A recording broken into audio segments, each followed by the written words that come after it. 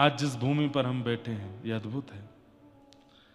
कुछ कथाएं हैं महात्म के रूप में, उनको हम सुनते हैं, उन सबसे कुछ कुछ बातें स्पष्ट आपके चित्त में हो जाएंगी। और भागवत जी में हमने 3 प्रसंग चुने हैं यहां बोलने के लिए। पहला प्रसंग गजेंद्र मोक्ष। मन में भाव था कि गजेंद्र मोक्ष स्तुति पर कथा करें 7 दिन। दूसरा मेरा अति प्रिय प्रसंग है जो मैं बद्रीनाथ में कहता हूं, नवयोगेश्वर संवाद।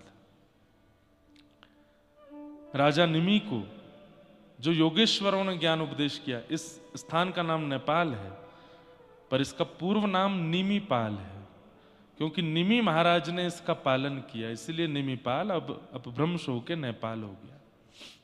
तो निमि महाराज को 9 योगेश्वरों ने जो ज्ञान उपदेश दिया वो कहने का मन है। और तीसरा, गत वर्ष मैंने बद्रीनाथ में कृष्ण उद्धव संवाद कहा था, उस पर भी मन तो है। तो आज हमने सोचा कि हम मुक्तिनाथ भगवान को नीचे से देख के पर्ची उछालेंगे यहाँ पे भी, और एक आज तो महात्मा कहेंगे, फिर कल जो भगवान आज्ञा करेंगे। और भी 1-2 प्रसंग हैं जो ठाकुर जी आज्ञा कर देंगे, फिर उस विषय पर चर्चा, थोड़ी ज्ञान परक चर्चा ज्यादा चलेगी, क्योंकि मुक्त होना है ना। मुक्त तो औषधि से हुआ जा सकता है, भक्ति तो रसगुल्ला है, भक्ति तो मिठास है, और मिठास लेने के अधिकारी हम तभी बनते हैं जब हम पूर्ण स्वस्थ हो जाएं, और स्वस्थ होने के लिए पहले औषधि लेनी पड़ती है। तो यहां औषधि युक्त कथा थोड़ी होगी, आप लोग ध्यान से सुनना, पर बहुत आनंद आएगा। निद्रा देवी को आने मत देना, क्योंकि मौसम ऐसा है और इतनी शांति, और धीमे धीमे हमारे जो गंधर्व जी हैं वो भी 4 ही आए हैं ज्यादा। हमने पहले ही कहा, मैंने कहा ध्यान वाला संगीत ही चलेगा, कथा करते करते मैं भी ध्यानस्थ हो जाऊं। ध्यान मतलब असली ध्यान, निद्रा वाला नहीं आपके जैसा। तो बंधुओं, इस भूमि के बारे में पहले आप लोग थोड़ी थोड़ी बातें जो मुझे जहां जहां से समझ में आई हैं वो आप समझ लीजिए।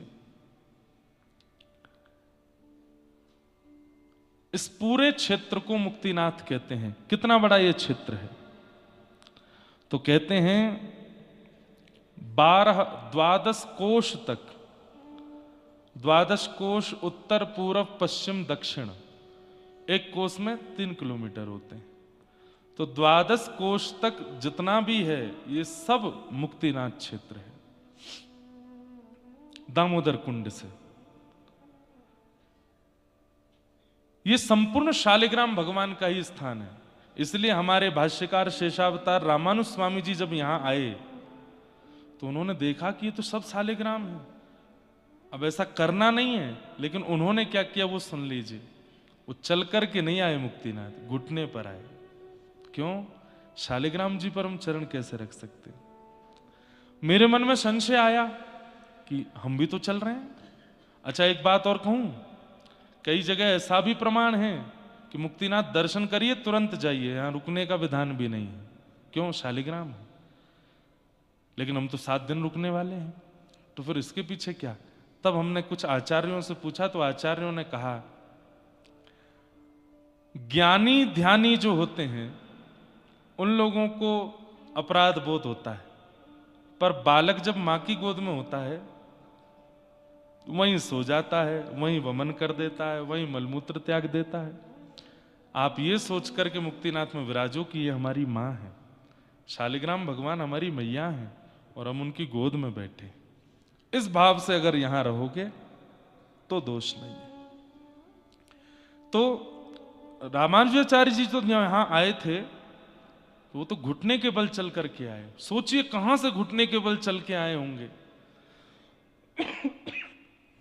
यहां जो नारायण प्रभु विराजमान है वो भी रामानुज परंपरा के ही ठाकुर जी, उसी भाव से सेवा होती है। दोनों भाव हैं, बौद्ध परंपरा से भी सेवा चलती है और रामानुज परंपरा से भी। हमको उसमें नहीं जाना, विवाद में।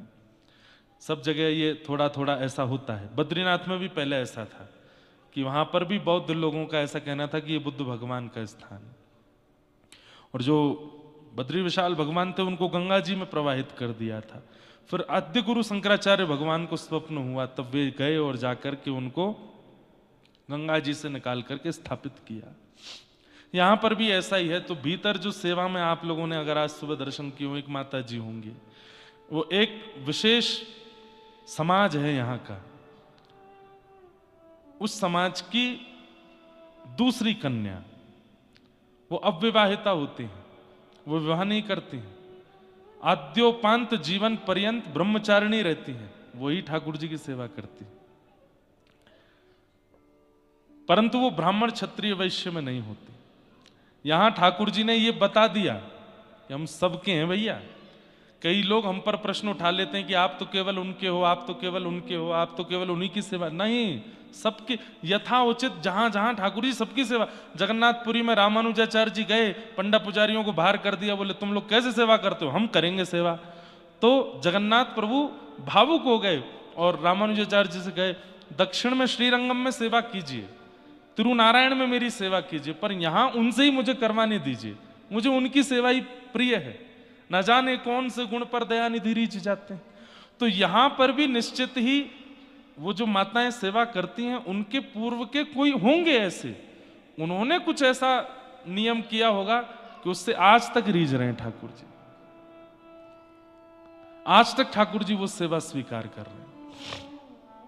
पर रामानुज परंपरा के एक आचार्य भी वहां विराजते हैं, वो ठाकुर जी की पूजा आरती वगैरह सेवा करते हैं, दोनों भाव से सेवा है।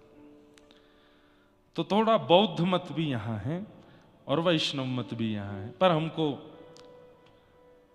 जैसे ठाकुर जी की इच्छा, कोई इच्छा रही होगी इसमें भी। तो ये पूरा क्षेत्र शालिग्राम भगवान का माना जाता है। ऐसा कहते हैं कि अत्यंत अपवित्र जगह, वहां पर यदि एक शालिग्राम भगवान भी यदि पधरा दिए जाते हैं तो वो शालिग्राम जी के स्थापित होते ही वो स्थान पवित्र हो जाता है। अत्यंत असुचि स्थान जो पवित्र नहीं है, वहां पर शालिग्राम जी विराज जाएं तो वो स्थान पवित्र हो जाता है। कहते हैं अगर किसी स्थान पर 12 शालिग्राम विराजमान हो जाएं, 12 शालिग्राम यदि कहीं पर विराजमान हो जाएं तो 4 कोस तक, यानी कि एक कोस में 3 किलोमीटर, 4 कोस तक का क्षेत्र पवित्र हो जाता है 12 शालिग्राम विराजमान होने से। और यदि कहीं 1.25 लाख शालिग्राम विराजमान हो जाएं तो कहते हैं उस पूरे क्षेत्र के कीट पतंगा चींटी आदि कोई भी प्राण त्यागते हैं, सीधे वैकुंठ को प्राप्त होते हैं। 1.25 लाख की क्या बात चले, अरबों खरबों शालिग्राम है यहां पर जहां हम बैठे हैं। यहां आना ही बहुत बड़ी बात है। यहां जो आप श्वास ले रहे हैं, यहां जो आप शयन कर रहे हैं, यहां जो आप चिंतन कर रहे हैं, यहां जो आप खा रहे हैं, सब शालिग्राम भगवान से स्पर्श होकर प्राप्त हो रहा है। इसलिए इसको मुक्तिनाथ कहते हैं। ये मुक्तिनाथ का क्षेत्र है।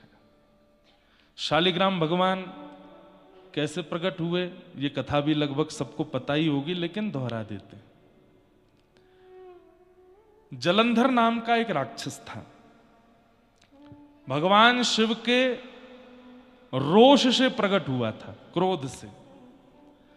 इतना तीव्र था कि उसको कोई सहन नहीं कर पा रहा था।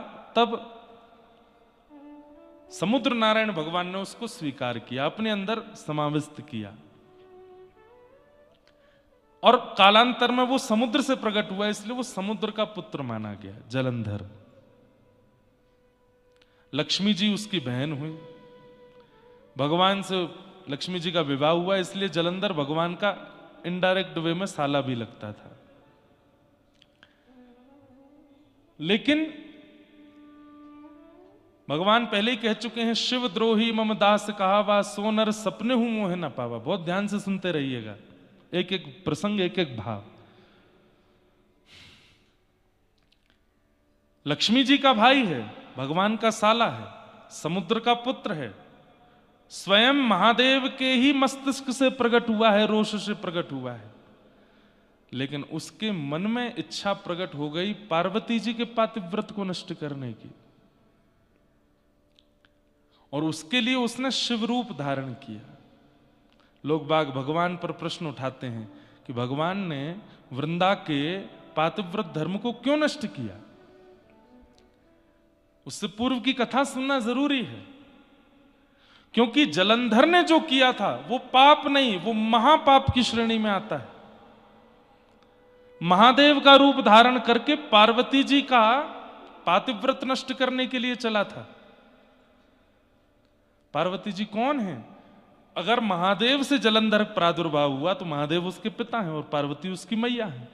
अपनी ही मां के प्रति ऐसी भावना रख के चला है, तो पहले तो पार्वती जी का पातिव्रत नष्ट करने चला, ये महापाप। उसके बाद वह स्त्री भी कोई और नहीं है, उन्हीं की स्वयं की मैया है, जलंधर की मां लगती हैं पार्वती।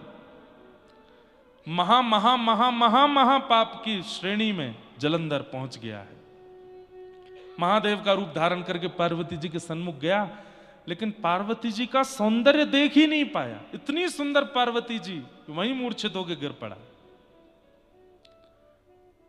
पार्वती समझ गई महादेव तो नहीं है ये, मेरा सौंदर्य सब नहीं सह सकते, पर महादेव तो देवादिदेव हैं, उन पर किसी की सुंदरता का प्रभाव नहीं होता, ये कोई और ही है। मूर्छित होते ही अपने असली रूप में आया जलंधर। देवताओं ने सोच लिया कि इसने बहुत बड़ा अपराध किया है, इसको दंड मिलना चाहिए। लेकिन तभी जलंधर के जीवन में आई वृंदा, जिनका पातिव्रत ऐसा था कि कोई भी देवता जलंधर का बालमाका नहीं कर पा रहा था। जलंधर महापापी, जलंधर अपने जीवन में बहुत कुछ पाप कर चुका है, लेकिन पत्नी के पातिव्रत के कवच से बच रहा था।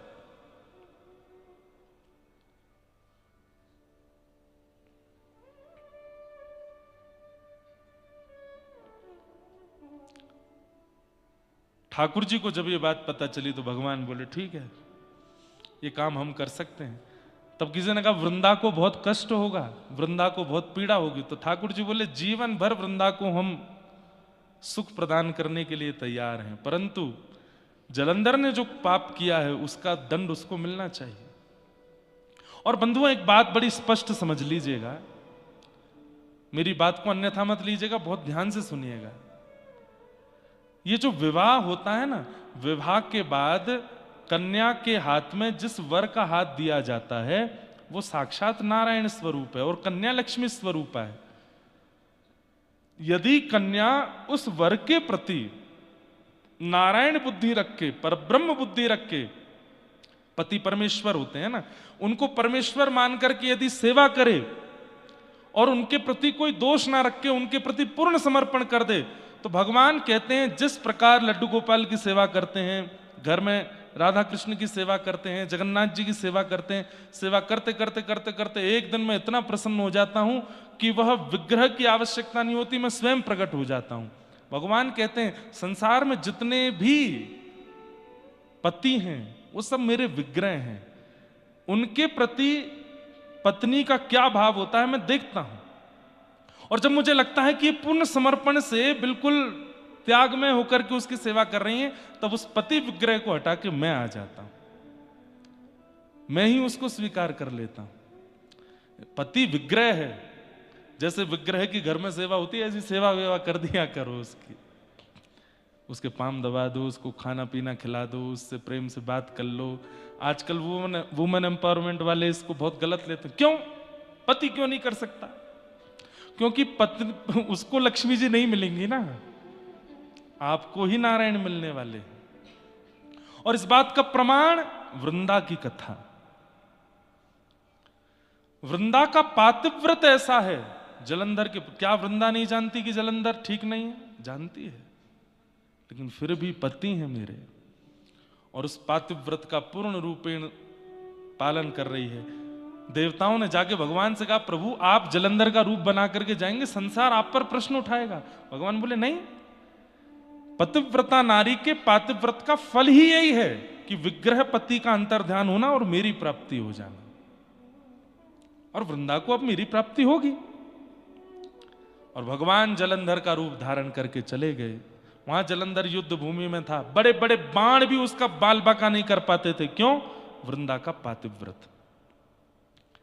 आज भगवान नारायण जब जलंधर रूप धारण करके गए और वृंदा ने जैसे ही देखा, बंधुओं, पातिव्रत धर्म नष्ट हो जाता है पति के अलावा किसी के प्रति प्रेम भरी दृष्टि से देख भी लो तो। प्रेम भरी मतलब जिस दृष्टि से पति को देखते हैं उस दृष्टि से अन्य पुरुष को देख भी लिया तो धर्म नष्ट हो जाता है। अब सामने द्वार पर जलंधर के रूप में भगवान खड़े और जैसे ही उसने देखा, आप ठीक, आप आ गए, रुकिए मैं थाल पूजा का लाती हूं, और उसी भावना से जैसे भगवान को देखा, पातिव्रत धर्म नष्ट हुआ और जलंधर की मृत्यु हो गई। जब पता चला, अपने पति के सर को धड़ से अलग देखा, वृंदा ने, तुम कौन हो? तुम मेरे पति नहीं हो। शंख चक्र गदा पद्मधारी श्रीमन नारायण प्रकट हो गए। प्रकट होकर के कहा, वृंदा, तुम्हारे पातिव्रत धर्म से प्रसन्न होकर मैं तुम्हें प्राप्त हो रहा हूं। लेकिन वृंदा का पातिव्रत ऐसा कि साक्षात नारायण सामने आ गए हैं, लेकिन फिर भी असुर बुद्धि वाला पति ही प्रिय है। अरे, तुम्हारे पास हृदय नहीं है क्या? अरे, हृदय की कोमलता कहां चली गई? नारायण बने घूमते हो, परमात्मा बने घूमते हो, मेरे पातिव्रत को तोड़ने के लिए आपने बिल्कुल भी यह विचार नहीं किया कि मैं कितने कष्ट पीड़ा में चली जाऊंगी। आपके पास हृदय नहीं है, पाषाण है। मैं श्राप देती हूं, आप पाषाण हो जाओ। भगवान बोले, हम पाषाण हो जाएंगे? तो भगवान को कृपा करने के बदले तुम श्राप दे रही हो, तो इस दंड पर हम भी तुम्हें श्राप देते हैं कि तुम भी झाड़ बन जाओ। और झाड़ काहे की बनोगी? बोले तुलसी की। हम बनेंगे शालिग्राम और तुम बनोगी तुलसी महारानी, तब भी तुम्हारा संग नहीं छोड़ेंगे। क्यों? तुम्हारा पातिव्रत धर्म हमको बहुत प्रिय लगा है। जब तक पृथ्वी पर मेरी अर्चना सेवा चलती रहेगी वृंदा, तुम मेरे समीप ही रहोगे। और भगवान शालिग्राम बन गए। शालिग्राम बन के दामोदर कुंड में विराजमान हो गए, और ये पूरा शालिग्राम क्षेत्र है। शालिग्राम भगवान साक्षात नारायण स्वरूप माने जाते हैं। उनकी आराधना, पूजा, सेवा, अर्चना, अब उसके कितनी महिमाएं, ये तो हम 7 दिन तक सुनते ही रहेंगे। धो के पी लो, दिखा के खा लो, इतनी सामान्य सी सेवा है। शालिग्राम भगवान को निला करके चरणामृत पी लो, प्रसाद दिखा के पालो, बस ये सबसे इससे ज्यादा कुछ नहीं करना है। और बस एक काम और, क्या? शालिग्राम भगवान सदैव तुलसी जी के साथ में रहे। शालिग्राम भगवान प्रकट हो गए मुक्तिनाथ क्षेत्र से, और वृंदा यानी कि तुलसी, उनके साथ सदैव आपका निवास होने लगा। इस प्रकार भगवान शालिग्राम रूप में प्रतिष्ठित हुए, शालिग्राम रूप में विराजमान हुए। अब यहां नेपाल में जो गंडकी मैया हैं, इनको कृष्ण गंडकी कहते हैं, और आजकल की भाषा में काली गंडकी बोलते हैं। काली गंडकी आप देखेंगे तो गंडकी जी का जो जल भी है वो भी काला है, पर मूल नाम उनका कृष्ण गंडकी है। कृष्ण मतलब भी काला ही है, कृष्ण गंडकी। एक यहां श्वेत गंडकी भी है, एक श्वेत गंडकी है, एक कृष्ण गंडकी है। ये कृष्ण गंडकी है जो पूरे रास्ते हमको दर्शन देते आ रही थी। आप में से पता नहीं किसी ने, एक आध ने तो किए होंगे। जोमसोम जब आपने हवाई पट्टी पार करी, उसके बाद में एक बहुत बड़ी शालिग्राम शिला गंडकी जी में विराजमान थी। लगभग सबने दर्शन किए उस शिला के। हाँ, वो शालिग्राम शिला मैंने भी कल, और उनमें भी चक्रांकित था, चक्र विराजमान। अब ये चक्रांकित कैसे है, इसके पीछे भी 2-3 कथा आती हैं। पहले गंडकी जी की भी एक कथा सुनो।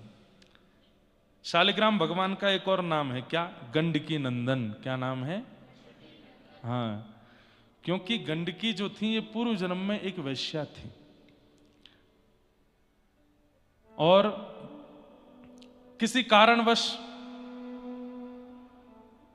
मजबूरी में वो कार्य हुआ होगा, लेकिन आप जब यशोदा जी का चरित्र सुनती थी, कौशल्या मैया का चरित्र सुनती थी, तो नेत्र सजल हो जाते थे। दुनिया की भावना रहती है कि वो परमात्मा मुझे प्रियतम रूप में मिले, लेकिन गंडकी जी अपने पूर्व जन्म में, मुझे नाम स्मृति में नहीं आया, कल पता चलेगा तो मैं बताऊंगा, अपने पूर्व जन्म में ठाकुर जी को यही प्रार्थना करती थी कि नाथ जय, जो सुख आपने यशोदा को दिया, जो सुख आपने कौशल्या को दिया, वो सुख मुझे भी दो, मैं भी आपको गोद में खिलाऊं। तो भगवान प्रसन्न हो गए। प्रसन्न होकर प्रकट होकर बोले, आपने इतनी अच्छी कामना करी है मैया, मैं वचन देता हूं। बोले क्या? कौशल्या मैया के गर्भ से तो एक बार आए हम, देवकी मैया के गर्भ से तो एक बार आए हम, लेकिन आपकी गर्भ से हम बार बार प्रकट हुआ करेंगे।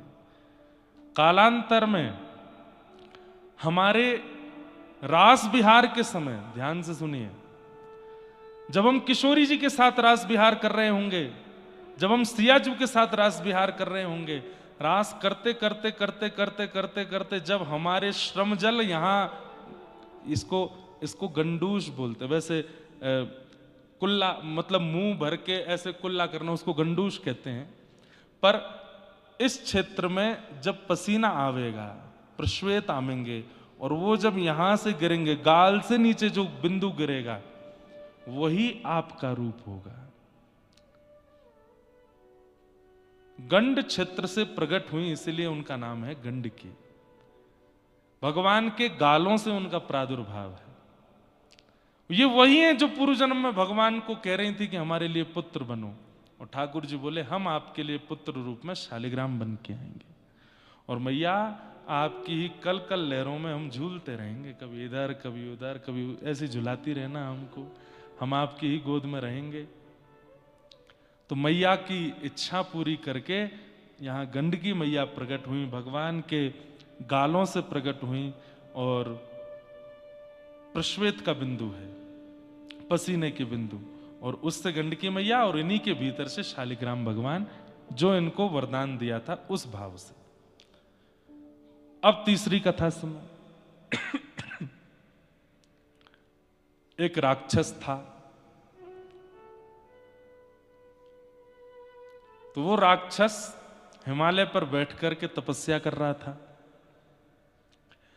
तपस्या का नियम है कि नारदो देव दर्शन से पहले नारद जी का दर्शन होता है। बहुत ध्यान से सुनिएगा। नारद जी महाराज प्रकट हो गए, नारायण नारायण नारायण, वरदान मांगो वरदान मांगो। उसकी आंख खुली, सीधे भागा नारद जी के पीछे। नारद जी बोले, अरे बड़ा विचित्र आदमी है भाई, पीछे क्यों भाग रहे हो? बोले, मैं तप कर रहा था, जिस कामना से वो कामना पूरी हो गई। बोले, क्या कामना है बताओ तो सही। दौड़ते दौड़ते ही पूछ रहे नारद जी। बोले, मैं बहुत दिन का भूखा हूं, बहुत दिन से भूख लगी थी, तो मैंने सोचा दुनिया में जो सबसे सुंदर होगा उसी को खाऊंगा। आप मिल गए मुझको। नारद जी बोले, ओ भैया तेरे हाथ जोड़े, मुझसे भी सुंदर कोई है? नहीं नहीं नहीं नहीं, आपसे सुंदर। अरे देखो क्या सुंदर केश हैं आपके, क्या सुंदर आंख हैं, क्या सुंदर आपका अरे भैया तुम मेरे स्वरूप को भूल जाएगा, मैं तुझे ऐसा स्वरूप दिखाता हूं। बोले, कौन से? लेके गए उसको बद्रिकाश्रम, और वहां शंख चक्र गदा पद्मधारी श्रीमन नारायण विराजमान। बोले, वो देखो। जैसे ही उस राक्षस ने देखा, राक्षस ने कहा, बोले, हाँ ये तो आपसे भी ज्यादा सुंदर है, मेरे तो मुंह में पानी आ गया इनको देख के, अब मैं इनको खाऊंगा। जैसे ही भगवान को खाने के लिए दौड़े, भगवान बोले, रुक जा भैया, क्या कर रहे हो? बोले, मैं खाऊंगा, मैंने तपस्या की थी। पहले नारद जी बढ़िया लगे, उनसे बढ़िया आप हो, और आपसे बढ़िया दुनिया में कोई हो नहीं सकता। ठाकुर जी बोले देखो मैं तुमको रोकूंगा तो नहीं, तुम खाना चाहो तो खा लो, पर इतनी सारी सिद्धियां, योगनियां और देवी देवता मेरे चारों तरफ रहते हैं कि तुमने मेरे शरीर का स्पर्श भी किया ना तो जल के भस्म हो जाओगे, इसलिए खाना बहुत दूर की बात है। मेरी इच्छा कैसे पूरी होगी? मेरी तपस्या विफल हो जाएगी। नहीं तो बताओ तो इसको खाऊं। नारद जी हाथ जोड़े पीछे खड़े हैं। मुझे बताइए क्या कर सकता हूं? तो भगवान बोले, तुम चिंता नहीं करो। बोले, क्या कैसे होगा? बोले, तुम एक देखो, तप करके तुमने परमात्मा को ही खाने की इच्छा रखी है, तो ये अपराध किया है, और इस अपराध के कारण तुम एक कीड़ा बनोगे, और कीड़ा बन के तुम पहुंच जाओगे गंडकी में, और वहां जब जब मेरा स्वरूप तुमको मिलेगा, अनेक पत्थर होंगे उसमें, लेकिन और किसी में तुमको स्वाद ही नहीं आएगा, सबसे सुंदर शालिग्राम शिला वो जैसी मिलेगी तुम उसको काटा करोगे, खाया करो, खूब प्रेम भर के हमको खाओ, बढ़िया सुंदर चक्र आकृति बनाओ, गणेश आकृति बनाओ, शिव आकृति बनाओ, जगन्नाथ आकृति बनाओ, जैसे तुम्हारा मन करे खाते रहना। तो वही राक्षस कीड़ा बन के गंडकी में आ गया, और किसी पत्थर को नहीं खाता है वो केवल शालिग्राम भगवान के पास जाता है, और उनके भीतर जाके कहीं कहीं नृसिंह बना देता है, कहीं कहीं चक्राकृति बना देता है, कहीं पर राम दरबार, हमारे पूज्य मल्लूपीठ वाले महाराज जी की सेवा में राम दरबार है शालिग्राम भगवान में, गणेश आकृति बन जाती है, शिव आकृति बन जाती है, ऐसे आकृतियों से युक्त सुंदर सुंदर शालिग्राम भगवान की सेवा भी करता है और अपनी पेट पूजा भी करता है। एक ये कथा, इसलिए चक्राकृति बनती है। और एक बड़ी अद्भुत कथा, यहां नेपाल में एक स्थान है त्रिवेणी घाट, वहां त्रिवेणी घाट को कहते हैं कि यहां पर गजेंद्र त्रिवेणी धाम, वहां पर घाट और धाम एक ही बात नहीं हुए? अच्छा, तो वहां पर गंडकी मैया है ना, हाँ, तो नदी के तट पे तो घाट ही हो जाता है। तो त्रिवेणी धाम में किसी कल्प में गजेंद्र मोक्ष की लीला हुई थी, और कहते हैं कि जैसे ही वहां पर श्रीमन नारायण भगवान प्रकट हुए, और गजेंद्र मोक्ष की कथा आपने सबने सुनी है, नहीं सुनी होगी तो हम थोड़ी थोड़ी सुनाएंगे। गजेंद्र का उद्धार करने के लिए जब भगवान ने सुदर्शन चक्र को छोड़ा है, तो यहीं त्रिवेणी धाम पर उस सुदर्शन ने गजेंद्र के पैर को मुख में लिए बैठे ग्राहक के मुख को विदीर्ण किया, और इतने क्रोध में आ गए सुदर्शन जी कि भगवान के भक्त को इतना क्रोध दिया, उनका वेग शांत नहीं हुआ, और पूरी गंडकी चलते चलते चलते वो दामोदर कुंड तक चलते रहे। इस बीच में जितनी भी शालिग्राम शिलाएं आईं, सबका सुदर्शन जी ने स्पर्श किया, और उन सब में सुदर्शन आकृति प्रकट हो गई, इसलिए वो चक्राकृति शालिग्राम है। यह भी एक कथा बताई जाती है। कुल मिलाकर के आप जिस धाम तीर्थ में बैठे हैं, ये सामान्य नहीं है, ये अति दुर्गम और अति दुर्लभ है, सामान्यता से मिलने वाला नहीं है, परंतु हमें मिला है, इसलिए इसका त्याग किंचित किसी भी रूप में किसी भाव से करना नहीं है। 7 दिन तो परिपूर्ण आनंद यहां करना ही है। अब रही बात कल से आप लोग क्या करेंगे, कथा सुनेंगे। कथा के अलावा अगर आपकी रामानुज परंपरा में दीक्षा हुई है, तो अष्टाक्षर मंत्र जो मूल मंत्र है, जो यहाँ कुछ हमारे शिष्य भी बैठे हैं, और भी पिताजी के शिष्य या और भी रामानुज परंपरा के, सबको अष्टाक्षर मंत्र करना है खूब, जितना ज्यादा से ज्यादा हो सके। संख्या मत गिनिएगा। एक तो यहां पर अष्टाक्षर मंत्र करेंगे तो दुगुना हो ही जाएगा, अधिक मास में करेंगे तो उसकी फल कितना होगा उसका कुछ हम कह नहीं सकते। अष्टाक्षर मंत्र उनको करना है। बाकी जो भी यहां आए हैं, आपके जो भी गुरु मंत्र प्रदान आपको गुरु के द्वारा किए गए हैं, उन मंत्रों का यहां पर खूब चिंतन करो, खूब जाप करो, गिनती करके नहीं, अनगिनत करो, यथाशक्ति करो, शक्ति से ज्यादा बढ़कर के करो। दूसरा नियम, ज्यादा से ज्यादा समय मौन रहिए। मौन का नियम मत ले लीजिए कि आप बोलो ही नहीं, किसी को इशारा वजी करो, फिर पता चली कल को सांस घुट रही है, आप ऐसे इशारा करो, क्या हो गया, अब वो सामने वाला नहीं समझ पाया, फिर क्या करोगे। कम बोलो, ये नियम ले लो। मौन का तो हम ले लेते हैं, बाकी आप लोग कम बोलने का नियम ले लो। कम बोलो, बहुत कम बोलिए। जितना ज़्यादा से ज़्यादा हो सके हरि नाम, कृष्ण नाम, राधे नाम, गोविंद नाम, गोपाल नाम, वृंदावन का नाम, युगल नाम, राधे कृष्ण कृष्ण कृष्ण राधे राधे, राधे श्याम श्याम श्याम राधे राधे, युगल नाम, महामंत्र जो आपको प्रिय लगता है, विजय महामंत्र, श्री राम जय जय राम, श्री राम जय जय राम, द्वादशाक्षर मंत्र ओम नमो भगवते वासुदेव, इनका जप करो, खूब जप करो, एक ही पकड़ लीजिए, उस एक को ही करना है 7 दिन तक। किसी किसी के मन में महाराज जी जब हम करते हैं तो कुछ और भी आता है, उसको भी कर लो। जब आलू की सब्जी बनी है, कोई चटनी परोस जाए तो उसको भी पा लो, बीच में खीर आ जाए तो वो भी खा लो, बीच में छाछ आ जाए तो वो भी पी लो। लेकिन इसका मतलब ये नहीं कि सब गुड़ गोबर नहीं करो, 2-4 ऐसे करके बढ़िया नाम करो। और गुरु प्रदत्त यदि हो तो सोने में सुहागा, उसको करिए। पर्वतों की थोड़ी ऊंचाई जहां बढ़िया लगे वहां आसन लगा के बैठो, बढ़िया सॉल वॉल पहन के कान वान बंद करके बढ़िया ध्यान करो, नाम करो, ध्यान करो। नेटवर्क तो आएंगे नहीं, यहाँ पे सिम ही नहीं चलेगी, चल रही है बहुत बढ़िया, इंटरनेशनल रोमिंग होगी, सब कुछ करके मतलब थोड़ा डिटैच रहो उस दुनिया से जहां पे हम रहते हैं। नहीं तो क्या फायदा, यहां आकर के भी वही सब कर रहे हो जो वहां करते हो, क्या फायदा। तीसरा, गजेंद्र मोक्ष, नारायण कवच या विष्णु सहस्त्र नाम, इनका पाठ करना है। मैं भी वैसे योजना आज बना लूंगा, नहीं तो हम ही कल कथा में बता दिया करेंगे। कल से तो कथा सुबह होगी, शाम का एक समय दे देंगे, वहां सब लोग पहुंच जाओ, वहां पहुंच करके बढ़िया सब लोगों को एक PDF मिल जाया करेगा। कभी नारायण कवच का पाठ करेंगे, गजेंद्र मोक्ष का पाठ करेंगे, गोपाल सहस्त्र नाम का पाठ करेंगे, राधा कृपा कटाक्ष का पाठ करेंगे, जो स्तुतियों का पाठ करेंगे, संस्कृत वद्य स्तुतियों का।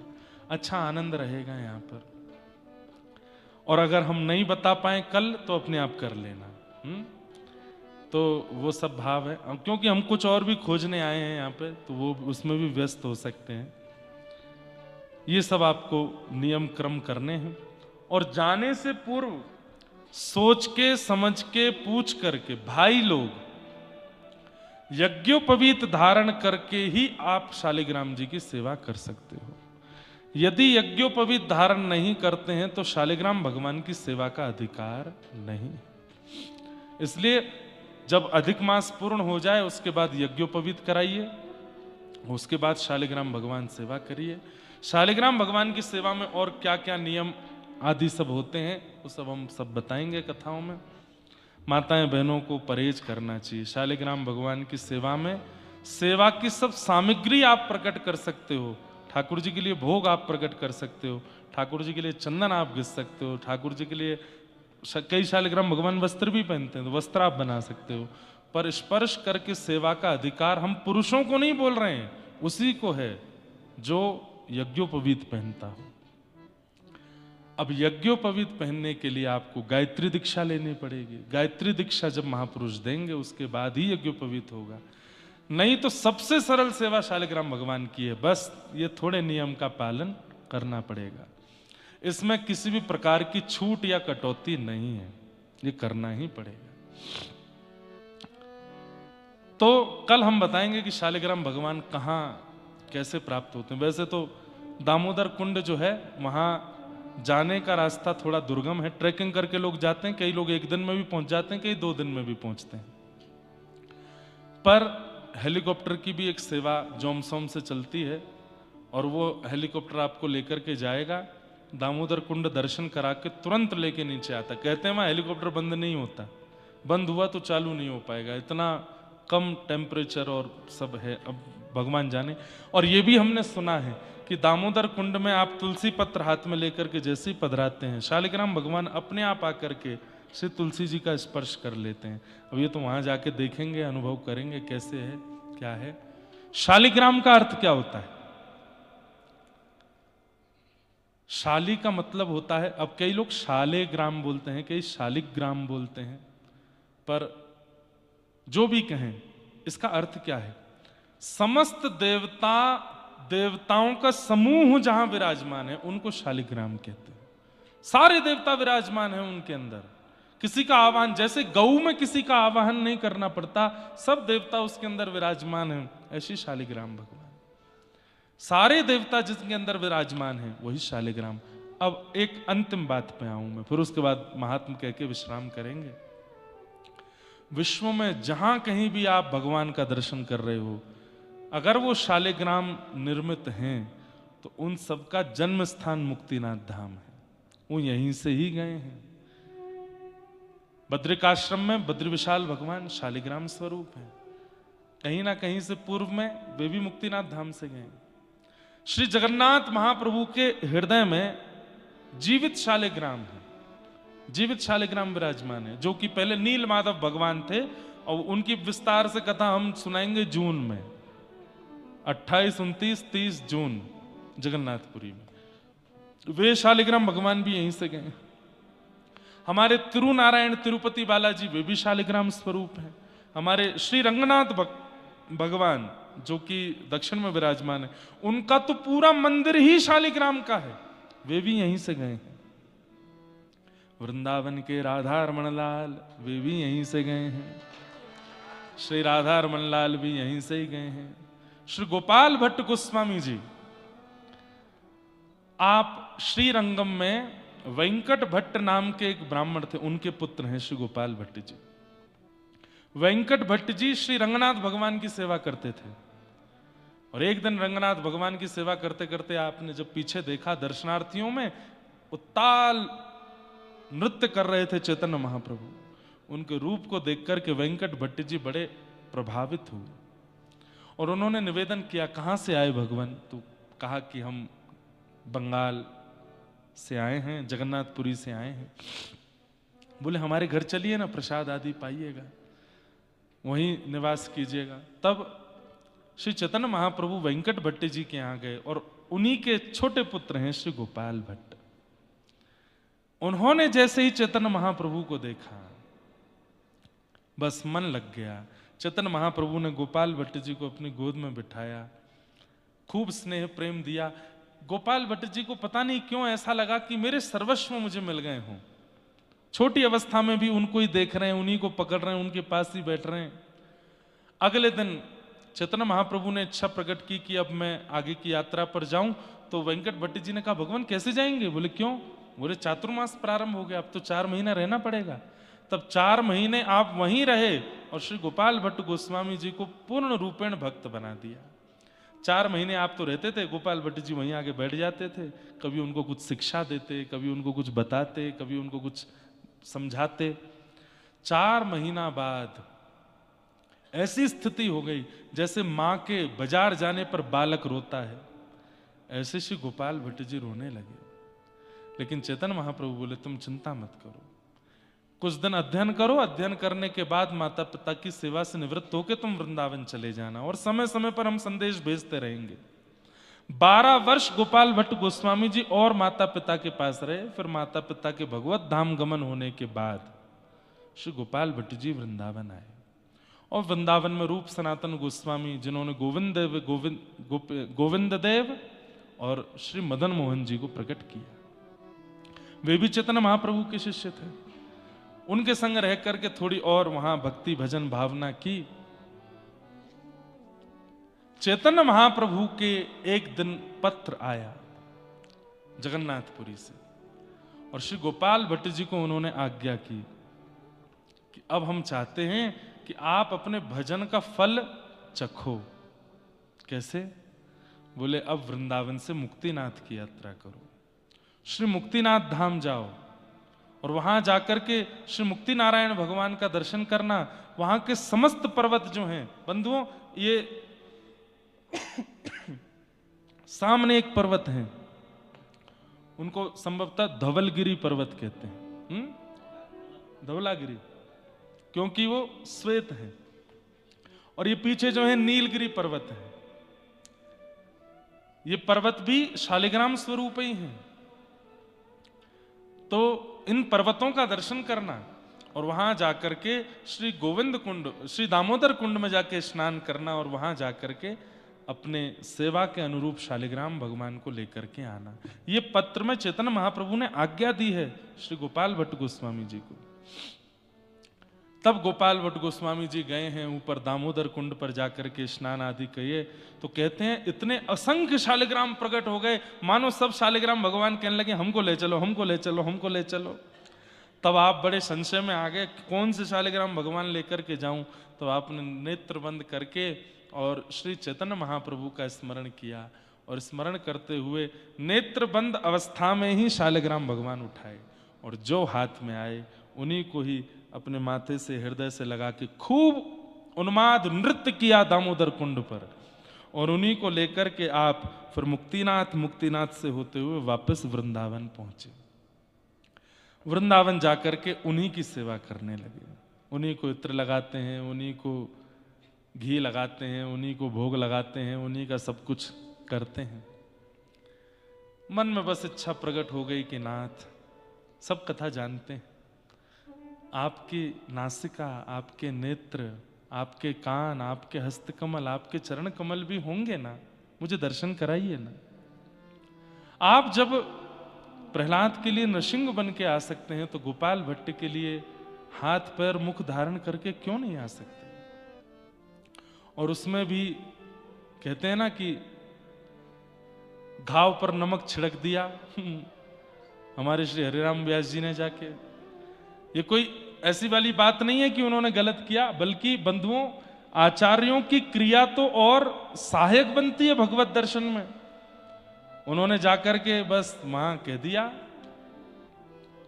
बोले कहां है आपके भगवान का झूलन उत्सव है? बोले वो झूल रहे। तो कहां? अच्छा ये झूले रे झूले मेरे गंड की नंदन, झूले रे झूले मेरे गंड की नंदन, झूले रे झूले मेरे गंड की नंदन, झूले रे झूले मेरे गंड की नंदन। मानो भटा कढ़ी में बोरे, मानो भटा कढ़ी में आयो चंदन, ओ झूले रे झूले मेरे गंड की नंदन, झूले रे झूले मेरे गंड की नंदन। गंड की नंदन झूल रहे हैं। अब इन्होंने तो सही कहा, शालिग्राम भगवान गंडकी नंदन ही हैं, पर गोपाल भट्ट गोस्वामी जी बोले वृंदावन में सब राधा युक्त हैं, राधा वल्लभ, राधा गोपीनाथ, राधा मदन मोहन, राधा गोविंद, और मेरे गंडकी नंदन राधा गंडकी नंदन, ये नहीं हो सकते क्या? हे नाथ, आप गंडकी नंदन ही क्यों हो? आप भी कुछ राधा के हो जाइए ना। वृंदावन में सब राधा वर हैं, आप राधा वर कब होगे? बस इसी विरह में रात भर रोते रहे, रोते रहे, रोते रहे। प्रातः काल यमुना स्नान करके आए तो आसन पर देख रहे हैं कि जो चद्दर रात में उड़ाई थी शालिग्राम भगवान को, उस चद्दर के अंदर कुछ खड़ा है। आहा,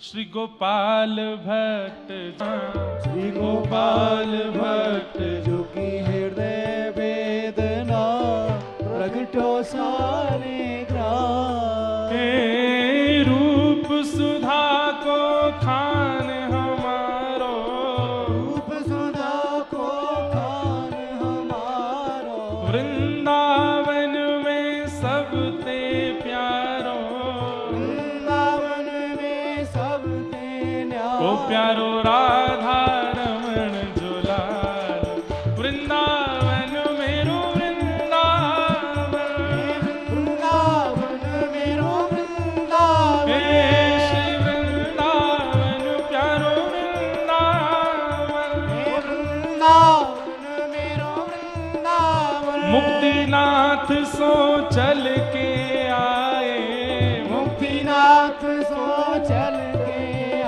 प्यारे राधा रमण जुलाल वृंदावन मेरो वृंदावन वृंदावन मेरो वृंदावन हे श्री वृंदावन मेरो वृंदावन हे वृंदावन मेरो वृंदावन शालिग्राम ते प्रकट भयो श्री राधा रमण जुलाल शालिग्राम ते प्रकट भयो श्री राधा रमण जुलाल हे शालिग्राम सो प्रकट भयो श्री राधा रमण जुलाल शालिग्राम ते प्रकट भयो श्री राधा रमण लाल गोपाल भट्ट के मन को भायो राधा रमण जुलाल गोपाल भट्ट के मन को भायो राधा रमण जुलाल वृंदावन के ये मन को भायो राधा रमण जुलाल वृंदावन के मन को भायो राधा रमण जुलाल गोपाल भट्ट की हृदय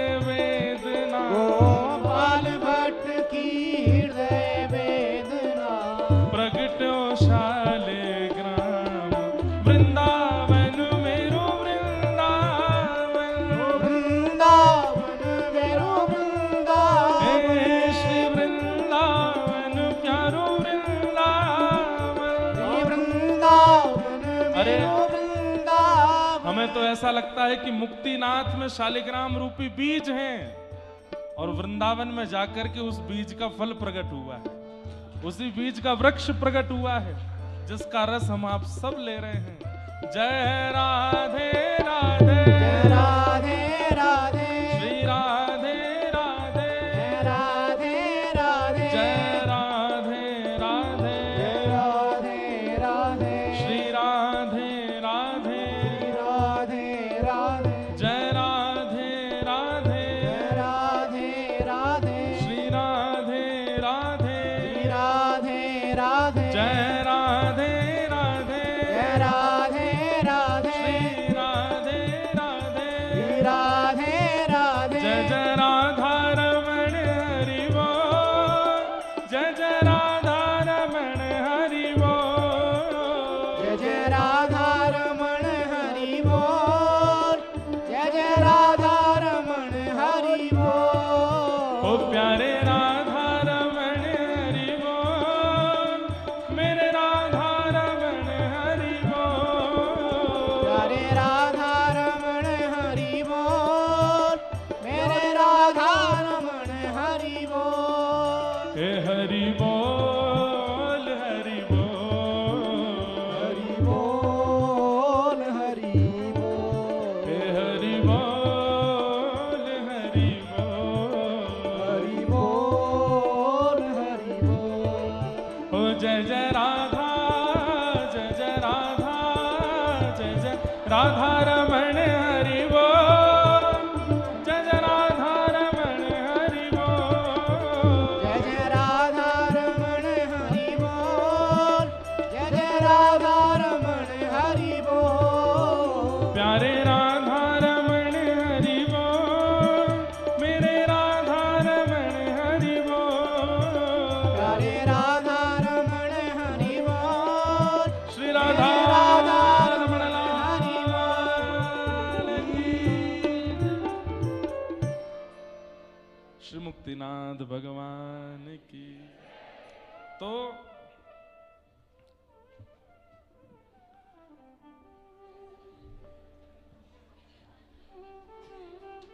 देखन में छोटे लगे ऐसे बोलते हैं, घाव करें गंभीर। ऐसे मुक्तिनाथ जो है देखन में सामान्य लगे पर घाव करें गंभीर, मतलब राधारमण लाल जी जैसे प्रकट हो जाते हैं जिनके घाव भरने से नहीं भर पाते। एक बार जिसको देख लें राधारमण लाल, ऐसे शालिग्राम भगवान यहीं प्रकट होते हैं। ये उनकी प्रादुर्भाव स्थली है। पूरे विश्व में शालिग्राम भगवान के प्रकट भगवान ही पूर्ण नारायण पूर्ण कृष्ण माने जाते हैं और वो यहां प्रकट होते हैं। एकमात्र ये भूमि है जहां प्रकट होते हैं और कहीं नहीं, और वो भी केवल 12 कोस के अंदर। इसलिए यहां आ गए हैं पुरुषोत्तम मास में, यही बहुत बड़ी बात है, बहुत बड़ी बात है। पुरुषोत्तम मास इसे मलमास भी कहा जाता है, कई जगह मलमास कहा जाता है। मलमास क्यों? क्योंकि ये महीना भगवान ने हिरण्यकश्यप के वध के लिए बनाया था। हिरण्यकश्यप ने वरदान मांगा था कि मैं 12 महीनों में से किसी भी महीने में ना मरूं, तो भगवान ने 13वां महीना बनाया मलमास। जैसे हिरण्यकश्यप का वध हुआ, पूरे विश्व में हवा की तरह बात फैल गई। 4 साल में एक बार आने वाला ये मलमास, इसमें किसी भी प्रकार का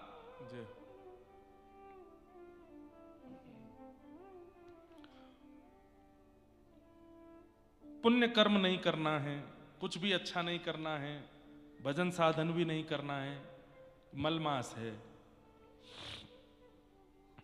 एक दिन मलमास रोता रोता भगवान के पास गया, बोले नाथ क्यों बनाया मुझे? केवल एक राक्षस के वध के लिए? राक्षस तो मर गया, मुझे छोड़ के चला गया।